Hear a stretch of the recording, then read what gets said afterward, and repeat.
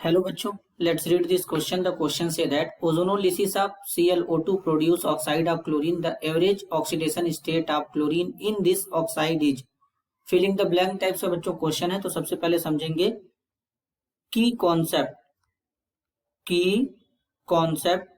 की कॉन्सेप्ट होगा chemical properties of ozone.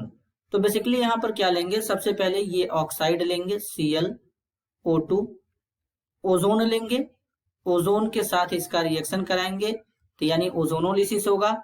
तो बनेगा Cl2O6 एक ऑक्साइड और साथ में ऑक्सीजन गैस रिलीज होगा। अब ये ऑक्साइड बन गया। अब इस ऑक्साइड में हमें क्या करना है, एवरेज ऑक्सीडेशन स्टेट बताना है। तो बेसिकली अगर हम यहाँ पर देखें Cl2O6 है, यहाँ पर क्लोरीन का x मान लेंगे, क्लोरीन का कैलकुलेट करना है तो 2x हो जाएगा।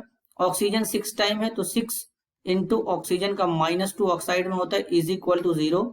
तो x इज इक्वल टू आएगा यहाँ पे बच्चों +6। तो इस तरीके से यहाँ पर ये क्लोरीन का ऑक्सीडेशन स्टेट कितना आएगा, +6 आएगा। अगर स्ट्रक्चर से देखें तो क्लोरीन के बीच में सिंगल बॉन्ड है इस तरीके से, यहाँ पर ऑक्सीजन इस तरीके से जुड़ेगा। अब एक ऑक्सीजन हमारा जो होता है 2 बॉन्ड बनाया है तो ऑक्साइड में -2 के फॉर्म में होता है, तो यहां से इस तरीके से -2 रहेगा। अब क्लोरीन के बीच का बॉन्ड तो ब्रेक हो नहीं सकता क्योंकि दोनों सेम एटम है।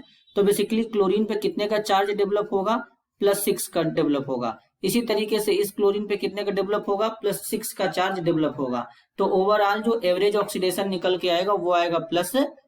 तो यहाँ पर रखेंगे +6। तो इस तरीके से यहाँ पर ये फिलिंग द ब्लैंक्स का क्वेश्चन कंप्लीट होगा। This is your answer. I hope you understood it well. All the best.